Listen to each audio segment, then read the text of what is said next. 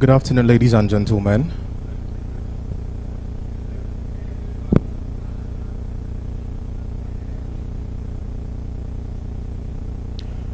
Good afternoon, ladies and gentlemen.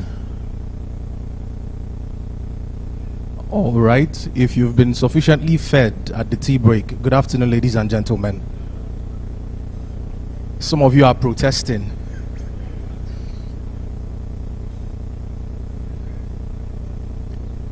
Sufficient is subjective in this case, I realize.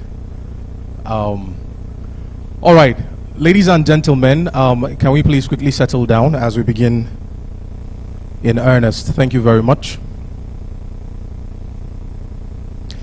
At this time, ladies and gentlemen, may I request that we all be upstanding as we take the national anthem and the anthem of the Nigerian Economic Society in that order. Thank you very much.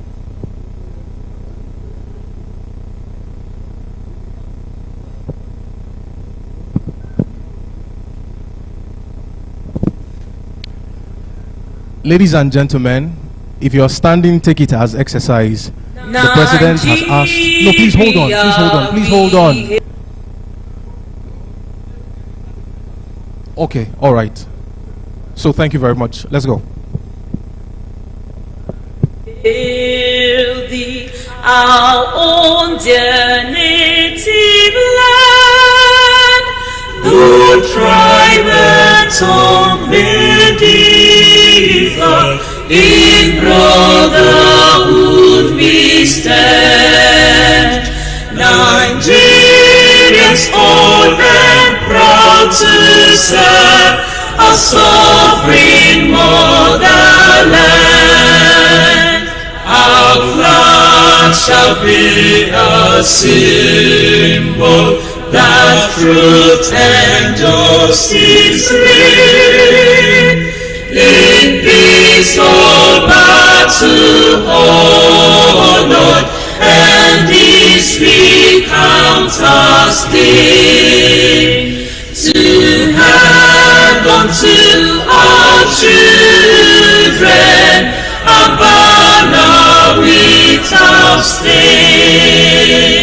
O God of all creation, grant this our one request. Help us to build a nation where no man is oppressed, and so with peace and plenty Nigeria may be blessed.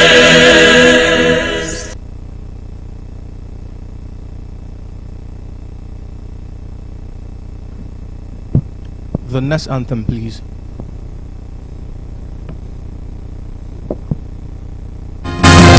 Nigerian Economic Society, Nigerian Economic Society, our voice is strong, our vision is clear, and we stand for progress, we stand for change. Our voice is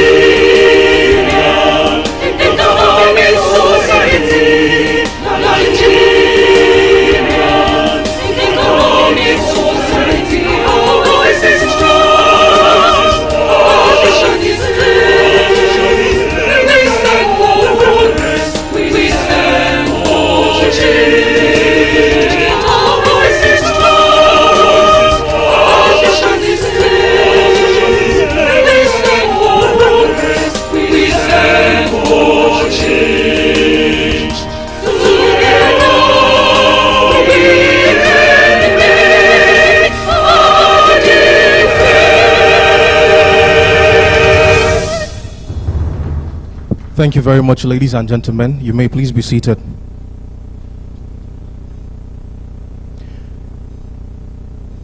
All right, ladies and gentlemen, be wondering why you're seeing me this afternoon. I know I look nothing like Nancy Naji of AIT. My name is Havila. I'm honored to be your host this afternoon. And if you noticed that during the national anthem, we all sang loud, but during the Nes anthem, we all agreed low. It's because some of you do not know the Nes anthem, and that includes myself. And so in appreciation, the president of the Nigerian Economic Society will give us monetary gifts until we learn the anthem. Do I have your permission, sir? Lovely. Honorable Ministers of the Federal Republic of Nigeria, Senators present, and on their way, the Governor, Central Bank of Nigeria, Deputy Governor, Economic Policy at the Central Bank of Nigeria, the former Deputy Governor, Economic Policy, Central Bank of Nigeria, Directors General and of agencies and heads of parastatals, the President, the 44th President of the Nigerian Economic Society and Chairman of Council, past presidents and fellows of Nes, the General Council of the Nigerian Economic Society, captains of industries, awardees, members of the Nigerian Economic Society, students represented, the Nigerian Economic Students Association, gentlemen of the press, distinguished ladies and gentlemen, good afternoon. Very quickly, time is not on our side, and we'll be going into the first plenary session for today, monetary fiscal coordination in price and exchange rate stability. Our speaker this afternoon is the Deputy Governor of Economic Policy at the Central Bank of Nigeria, and he has sent an able representative this afternoon. Ladies and gentlemen, you've had your tea break, so I believe you have some energy to spare. As I invite the following people upstage, please welcome them with a round of applause. First, we have the chairperson of the day, who is the former Deputy Governor of Economic Policy at the Central Bank of Nigeria. Ladies and gentlemen, please join me in welcoming Dr. Sarah Alade, a fellow of the Nigerian Economic Society. You're welcome, ma'am. Please don't stop clapping until she gets up stage.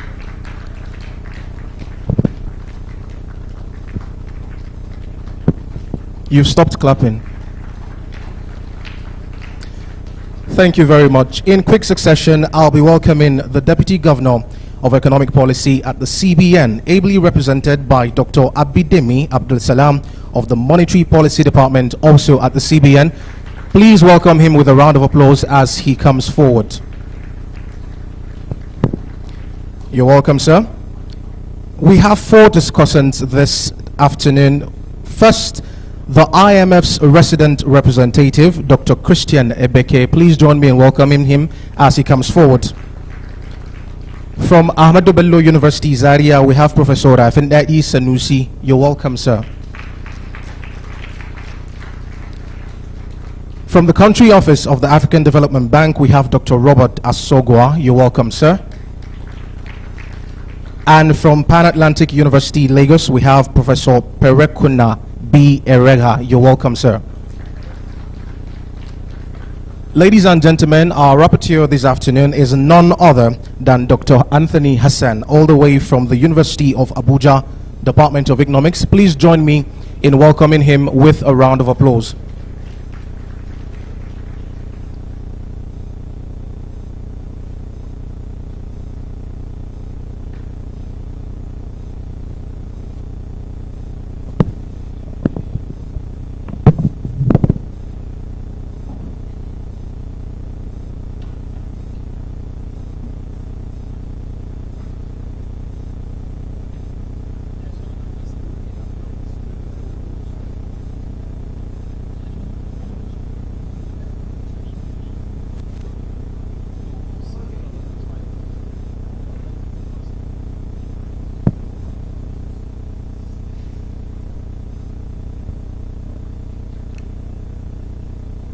All right, ladies and gentlemen, at this juncture, we'll be inviting our speaker to come make his presentation. Please give it up for Dr. Abidemi Abdul Salam.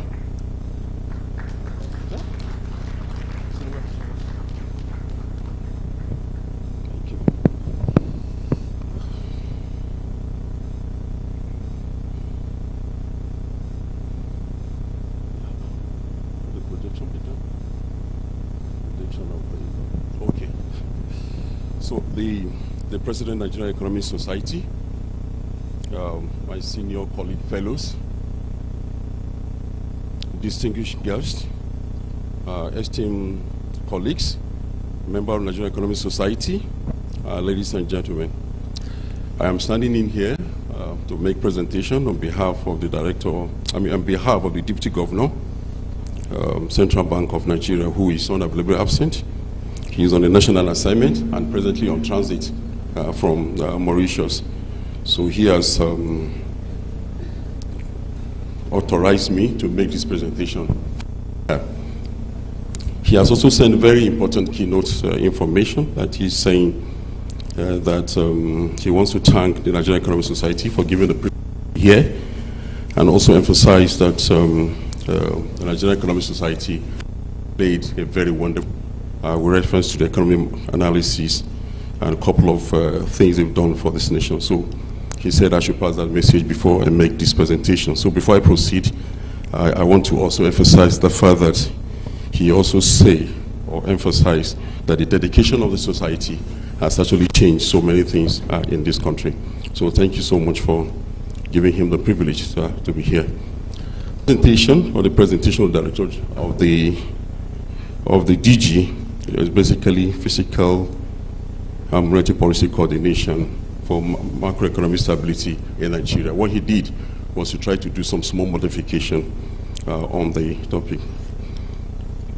I'm not sure if, okay, that's fine. So now the presentation outline is as follows. If you look at it, we look at motivation, we look at introduction, we try to examine some of the country experiences, and then we also try to look at some of the things that we're doing presently about coordination in the Central Bank of Nigeria and also the Ministry of Finance. Now, as a way of general introduction, what we tried to do was to try to take us to the basis to see what the monetary policy is all about and what fiscal policy is saying. So we know that generally fiscal policy takes just few major functions, which is like dealing with the issue of taxation, dealing with the issue of government spending, and also the issue of public debt. Some of this has been handled, and all of this has been handled by fiscal policy. Being handled by Ministry of Finance. We also know that monetary policy is also defined simply as a process of that constitute the following: the use of instruments like interest rate and exchange rate to be able to influence the level of money supply in the economy and also to control some level of growth. Now, as a way of introduction, we try to examine what are the theoretical functions, what are the basic importance of the two policies. And we found out that one of the basic things that can happen to those policies is what we refer to as economic policy aimed at promoting development. So the function and the prerogative of these two policies is to make sure that we promote growth in the country. So the instruments and the way the two policies behave is generally a circle of making sure that there is economic growth, stable prices, and economic conducive for growth. But in the process of achieving this function, there are certain things that is quite very important. One of them is the issue about the conflict in results. Technically, we are thinking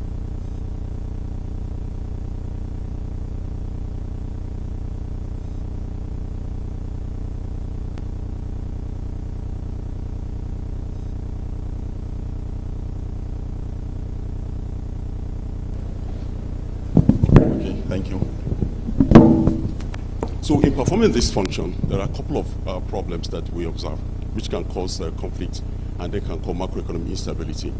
For example, if you look at the issues about unemployment and inflation, which is really causes, you will see that the instrument to control unemployment can also eventually have conflict with the issue of controlling inflation. So it is important that this is actually coordinated. We also have a couple of other empirical examples like economic growth and inflation too. You know, the instrument to control economic growth sometimes can also conflict with the instrument to control inflation. And then we are saying that that sometimes when it is not properly coordinated, that can hit up or accelerate inflation in the economy. So it's important that whatever these two functions are doing, I mean, whatever is the relationship with the fiscal policy or monetary policy, what is essentially important is to make sure that they are properly coordinated and the instruments are properly used. Some of further examples are issue of economic growth and inequality also. These are good examples that shows how there could be conflicting policies. So despite the importance of this economic growth, the way these two is managed is quite essential for the success implementation and also for economic growth in most across the world.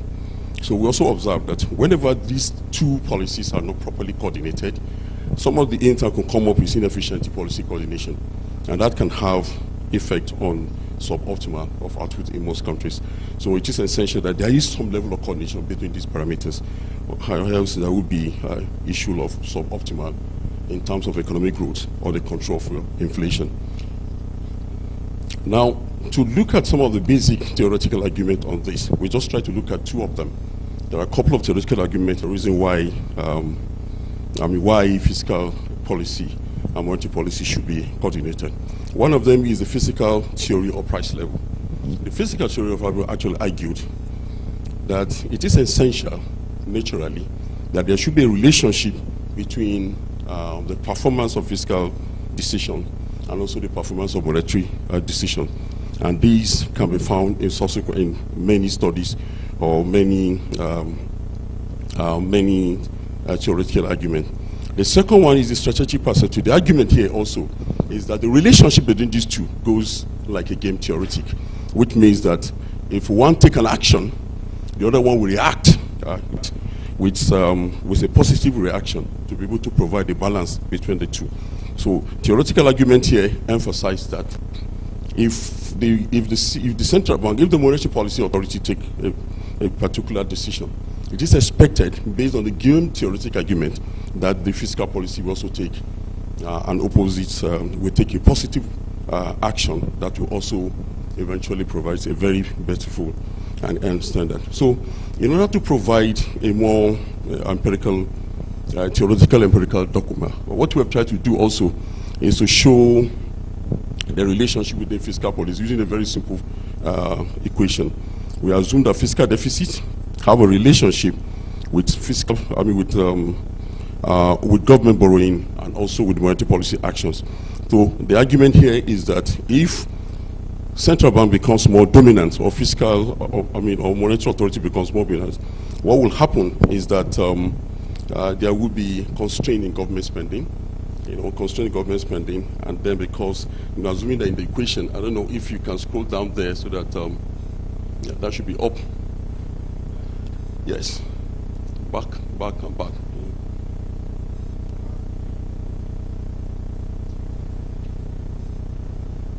Yes. Before this, please.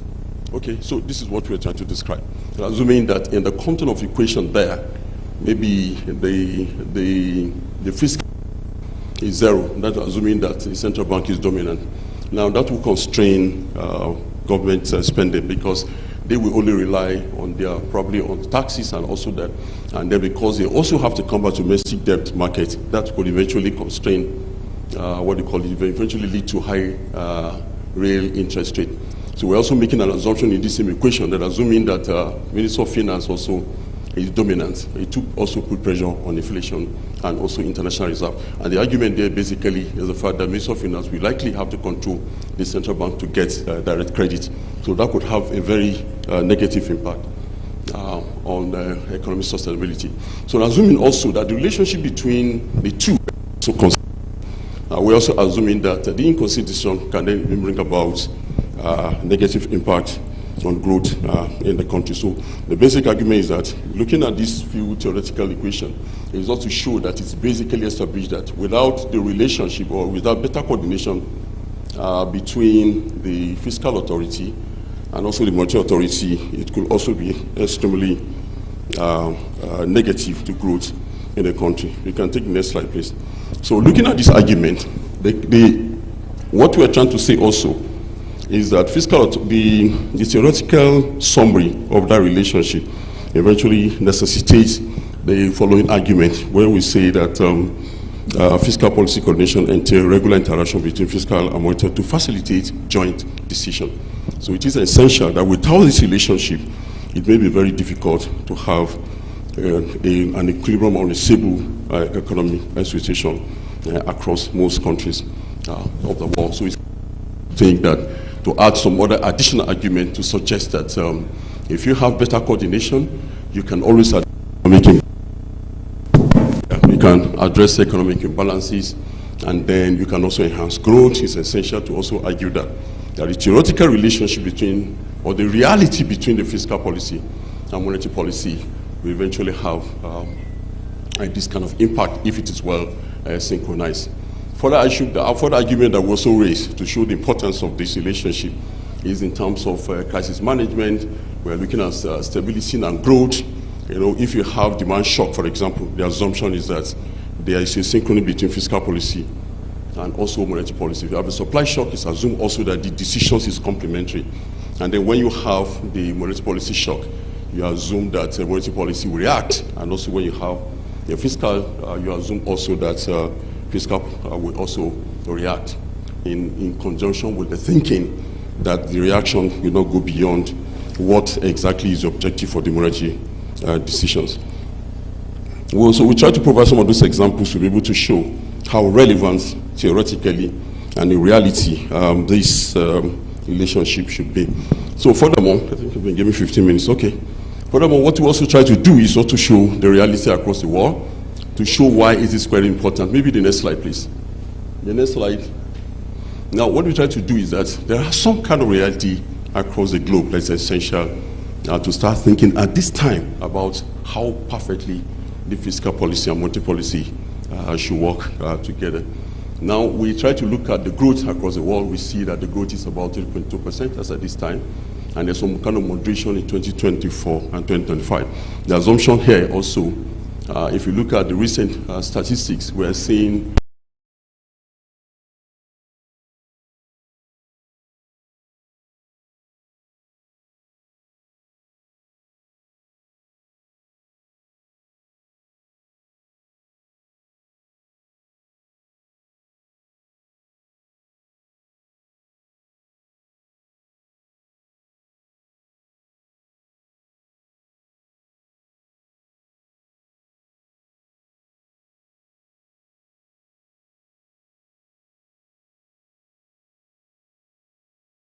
and to start thinking about how to improve the level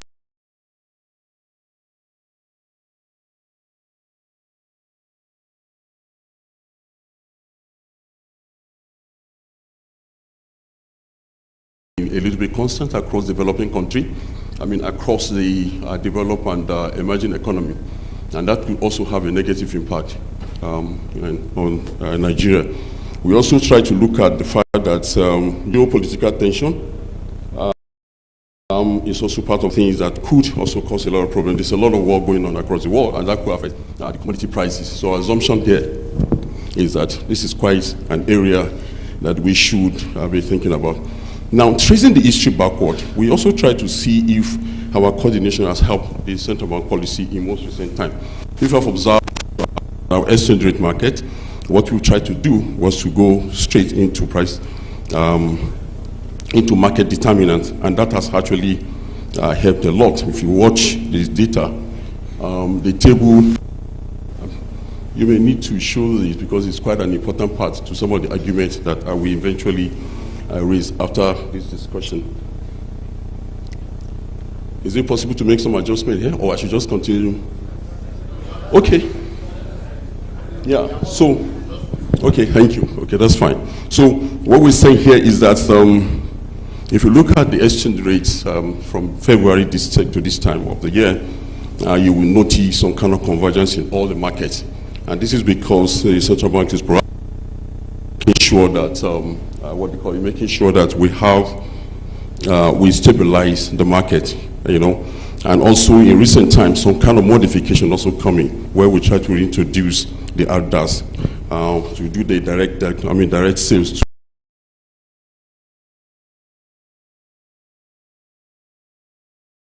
And if you look at the data from the last few weeks,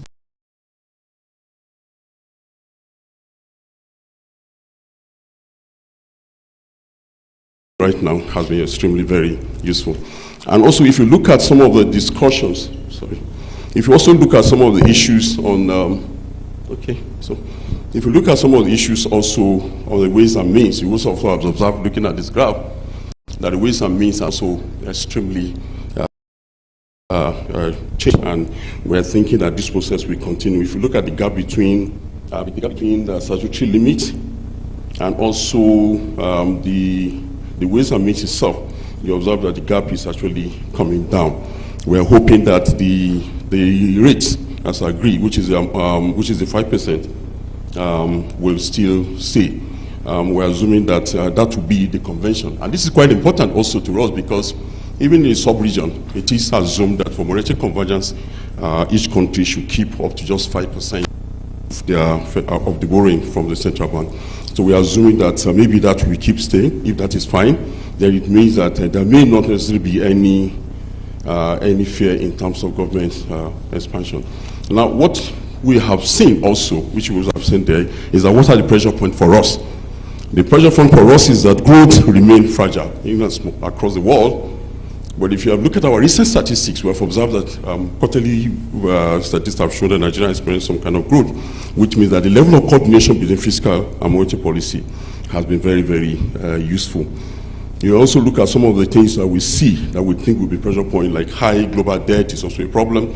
We think rising geopolitical tension is also a pressure point for Nigeria.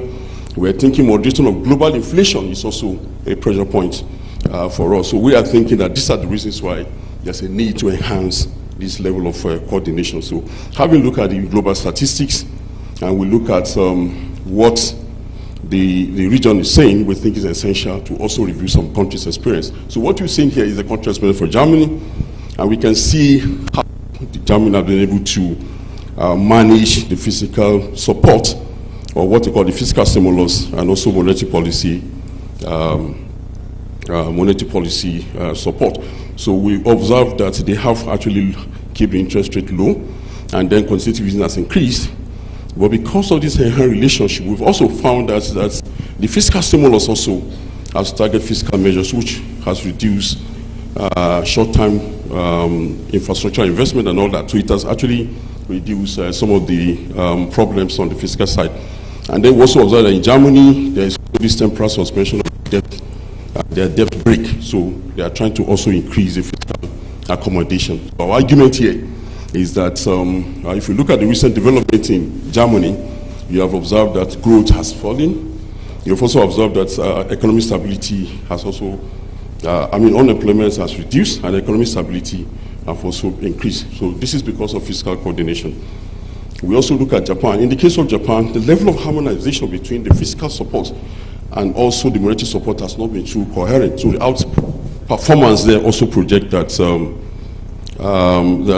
there is some kind of prolonged economic stagnation, critical need for coordination in policy response also. That suggests that if you take the example of the Germany, you can see some level of reality in terms of the relationship between fiscal stimulus and monetary support, while some kind of divergence in the case of Japan, which shows that economic situation in Japan has not actually engendered in terms of performance. So it is important to also mention that. Now, relatively, we also take quickly a little step backward to look at the Nigerian case. This is quite important. I think you can project this. So we look at, because of the inherent tightening up of some of the issues in the economy, there is this direct aggregate increase in government spending most of the time. There are also constraints of tax and also public debt. Now, something that is worrisome here is what we refer to as this last effect, where governments want to increase fiscal spending because it is important to be able to increase, to expand growth, and hence we also see resistance in tax effect. Thank you. We also observe resistance in tax rates.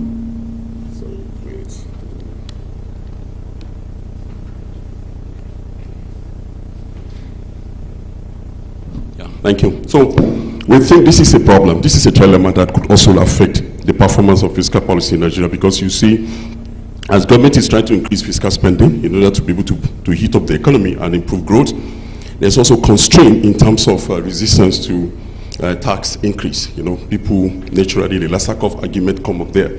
Now, because the argument is that as we continue to increase taxes, it becomes incentive, and then people will not resist tax increase. So, and we're thinking here that the fiscal policy instrument may eventually face some kind of constraint at this point.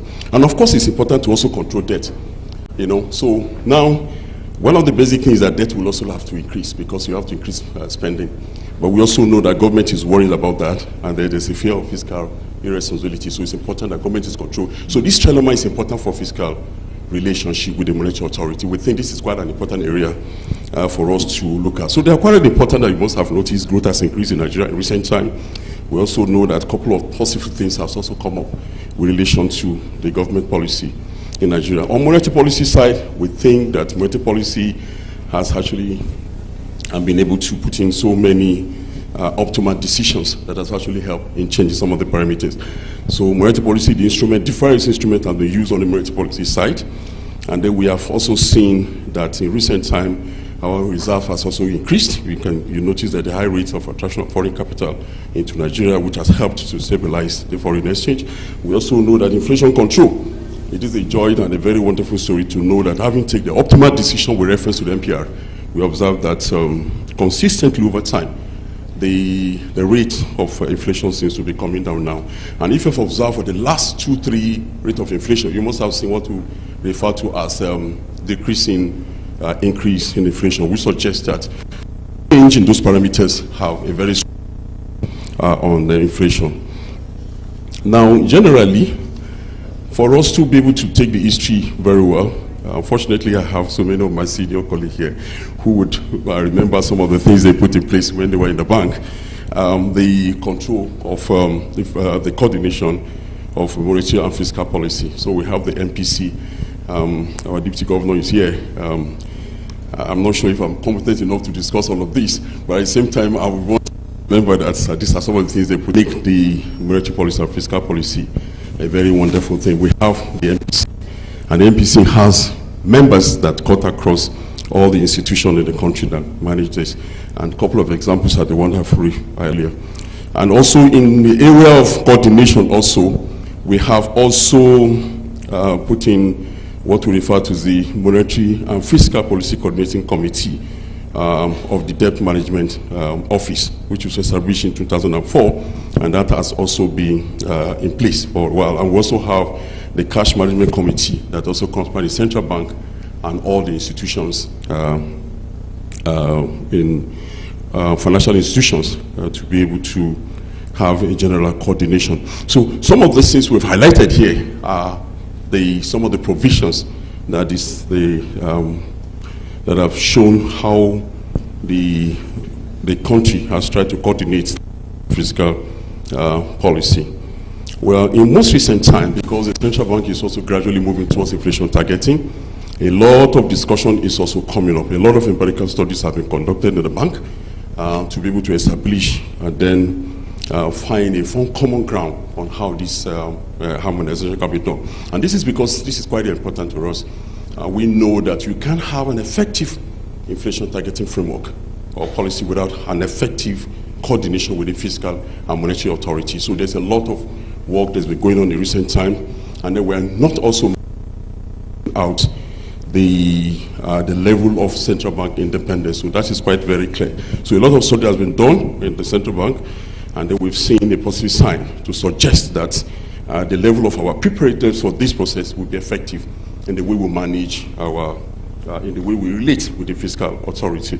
And then most importantly, this is quite very important, we think we should also remodel the way we manage our relationship. So what we have also done in recent time is also, please go up a little bit so that before we go to challenges, is also to have a formal meeting with the fiscal authority. Please, can you just go up a little bit so I can see before this, I think.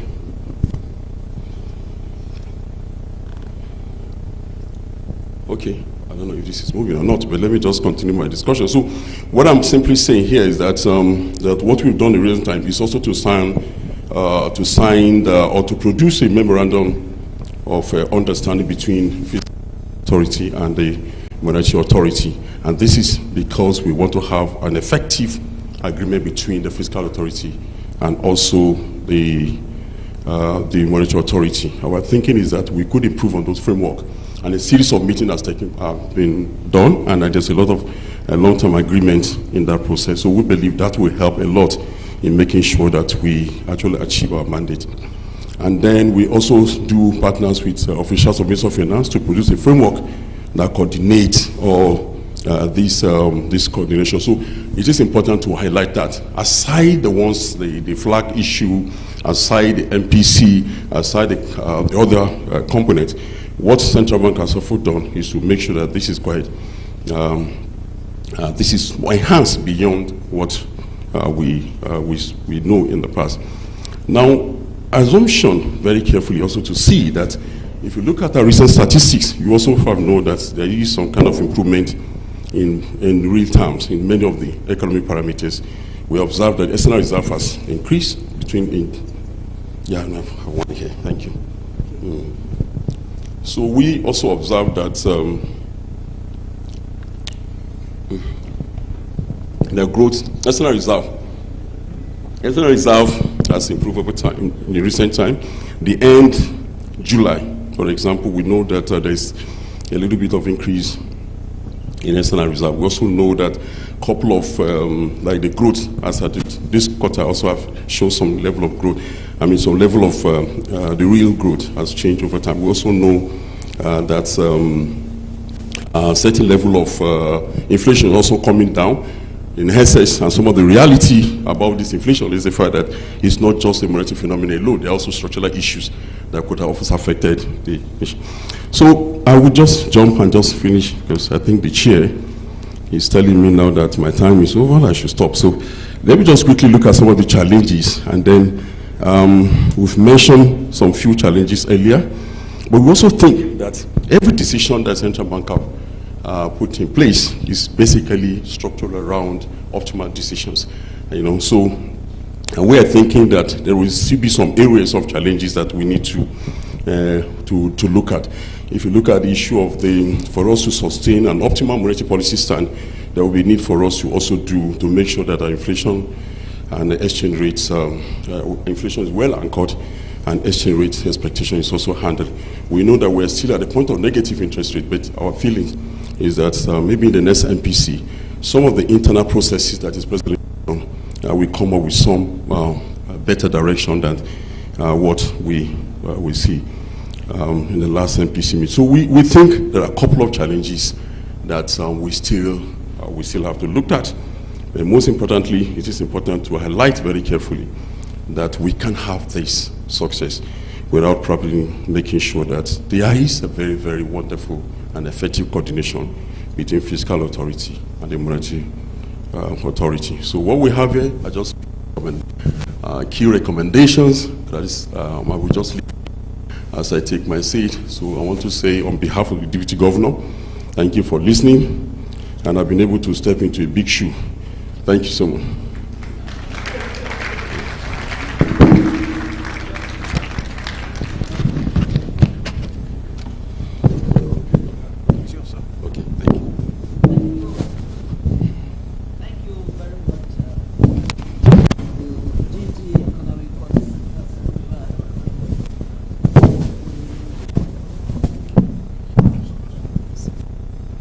We thank you for that very comprehensive thing. But because we have to manage time, I will just go on straight to the discussants. And for the discussants, I'll give you 6.5 minutes. There's a half. The half is to enable you come back to your seat. So 6 minutes, 6.5 minutes each. And we start with Dr. Christian. Dr. Christian, Dr. Christian Ebeke, the IMF resident representative. Thank you very much.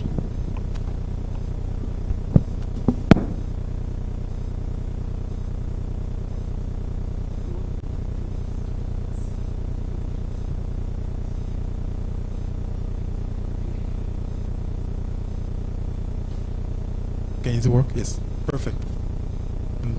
Thank you so much, Madam Chair, for passing me the floor. I'm going to put the timer so that I will definitely remain within the 6.5 minutes.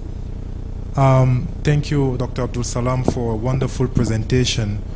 There is no disagreement whatsoever with what Dr. Abdul Salam has said. I think we have to recognize the tremendous work that the CBN has done, and broadly also on the fiscal side, to really manage a situation that was extremely complex. You know, I think we have to understand the starting point here. The Naira was under extreme pressure. I think just a few months back in the parallel market, we almost hit 2,000. And when you face this type of pressure, it requires a lot of policy courage and determination. And really, really kudos to the policymakers for having averted a worse situation than the one that we are here now. I think just to quickly summarize, right, because I need to understand first what you presented before I can comment. The way I understood your presentation was that the central bank is fully aware that it cannot do this job alone. Okay, so this is the first point. So that's why coordination becomes a key issue. And the central bank has scored some good points. And Dr. Abdul Salam mentioned the few data release where we still see a resilient GDP growth. Inflation is going down. We have few data points suggesting it. I want to add to the positive, Dr. Abdul Salam, you know, the CBN has also made sure that financial stability is preserved in Nigeria, which is something that when the currency is under pressure like this one, you usually see pressures also on the on non-performing loans and financial stability in general. I think this is also to the credit of the CBN. And then a flurry of initiatives and achievements, convergence of rate, the ways and means, which is the deficit monetization, which is something that has fueled inflation, is something that is currently being addressed forcefully. CBN independence has been preserved. Inflation targeting is the new median, but the challenges remain, which are the negative interest rate in real terms. I want to focus my discussion on what was at the core of your presentation, which is coordination. And the objective of your coordination, you choose today to discuss macroeconomic stability. Originally, when NES proposed the topic was to address exchange rate stability. And I was discussing with my economist, Nene, on our way here that maybe I will also change the title, because exchange rate stability is not the goal. It's foreign exchange market stability, which is a goal, right? Because the Naira is going to be flexible. The Naira will fluctuate here and there. Nigeria is no longer, has made the choice to float the currency, and this is consistent with the inflation targeting that they're going to do. But what is not going to happen is to allow excessive Naira fluctuation, excessive volatility that is not dictated by the fundamentals. So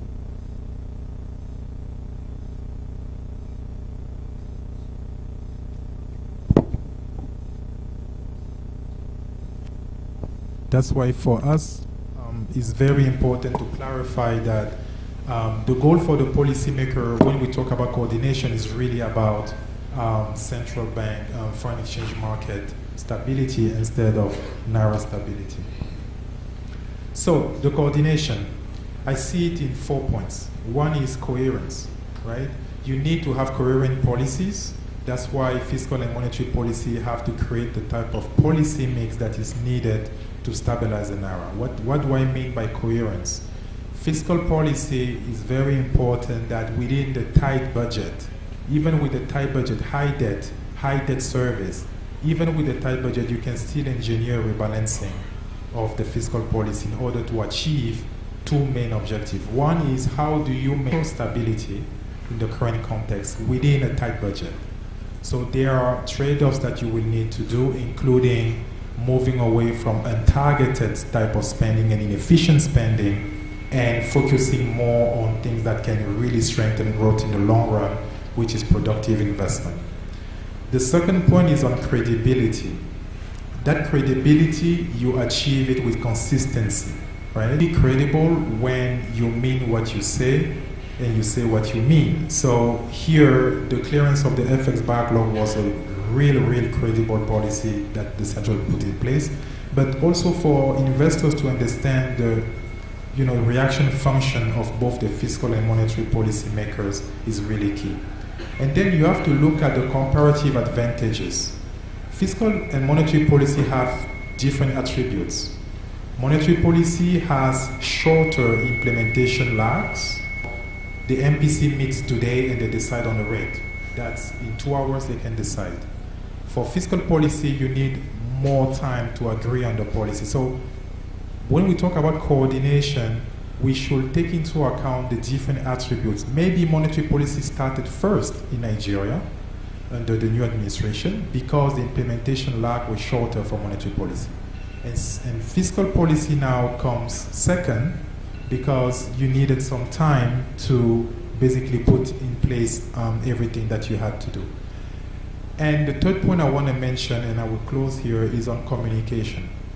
It's something that Dr. Abdul Salam did not discuss. Given the type of policy trade-offs that you have to navigate, communication is key. Communication is key. You have to carry the population along. And that communication needs to have, in my view, 2 pillars. One is you still need to do additional reforms in Nigeria to definitely stabilize the economy and bring the foreign market stability that FX stability that we want. But you cannot do the reform if the runway is not expanded. And for that, you need to carry the population along with you. You need to think about the sequencing of your reform, and you need to think about the social response and distributional effect of the reform that you do. Even an exchange rate policy has distributional consequences. Even a monetary policy has an impact on inequality and different impact on smaller businesses, big businesses, etc. So thinking about social protection in Nigeria, thinking about how you create a social safety net so that the population can understand the type of policy adjustments that you do, and they can definitely follow you on your reform path. So everything that we go into it is also the social contract and the social compact that you need to put in place, and this starts with social protection. Thank you very much.